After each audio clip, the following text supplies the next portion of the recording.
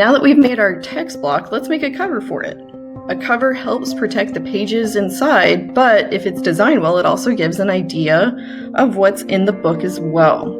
But that's for another video. For now, we're just going to focus on making a cover.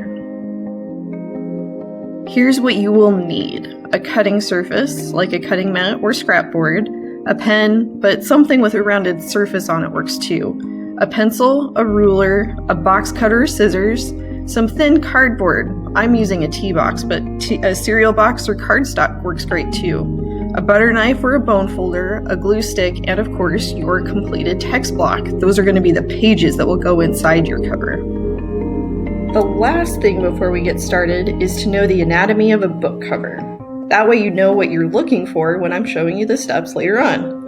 The most important stuff to pay attention to are what will be the inside and the outside, the spine, which I just showed you right there, and the top and the bottom edge of the booklet.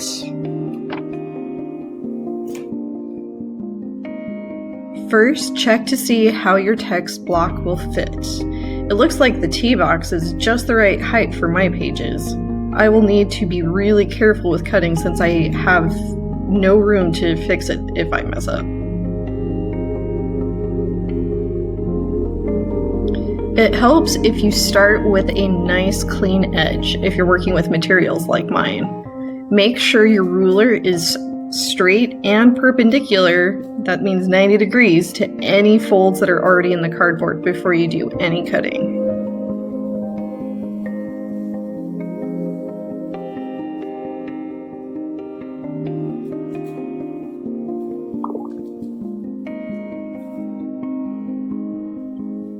Next, use your text block to measure how tall your cover will be.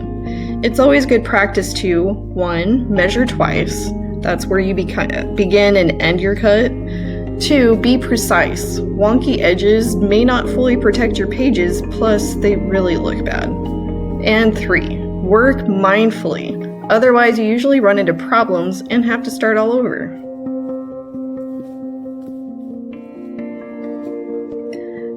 Now we're going to plan out the spine. Since I'm using a tea box, I'm lining it up with one of the creases that was originally a corner, so I have less folding. Use the thickness of the text block to measure how wide the spine needs to be. It's also worth checking to see if you have enough material for the front and back parts of your cover before moving on as well.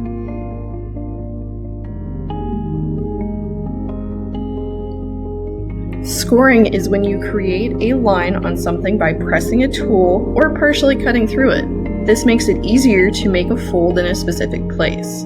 Basically, it helps you make a fold look cleaner and straighter. In traditional bookmaking and paper sculpting, artists use bone folders, but the back edge of a butter knife works great too and can be better for material like thin cardboard. Since we already measured, we can score the folds for the spine. Make sure that the ruler is perpendicular to the top and bottom, or you will end up with a twisted cover.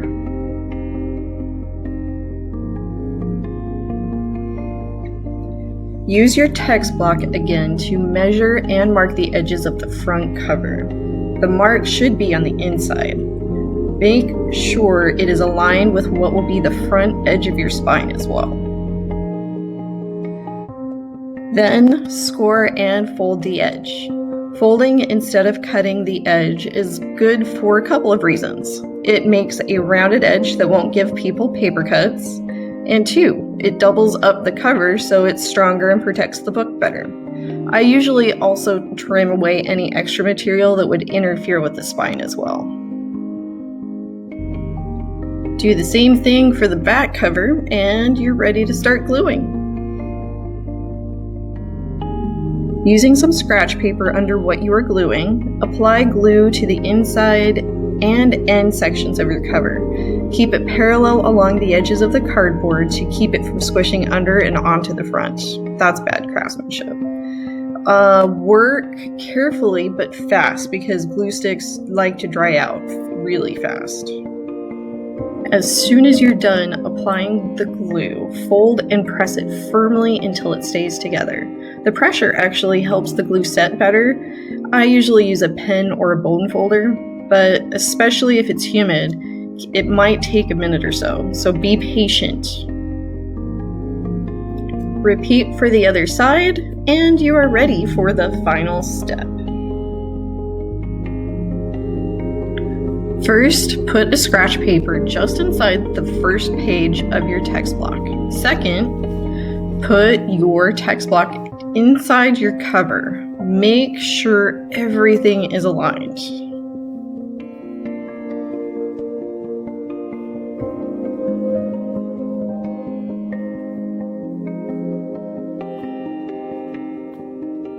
Next, carefully open the cover, making sure nothing slips around, and carefully put glue all over the back of the first page.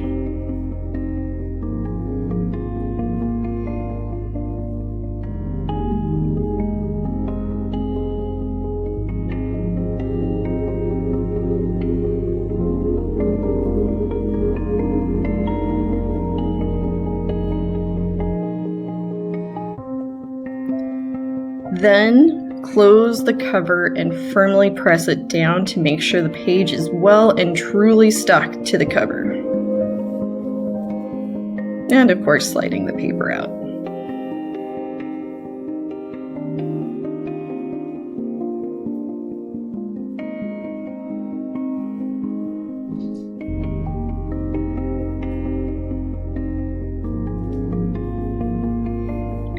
All that's left is to repeat for the back page, and you're all set.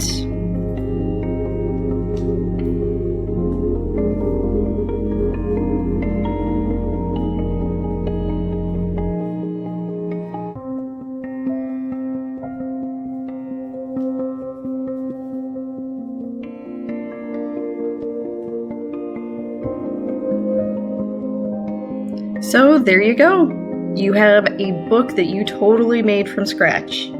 Thanks for watching.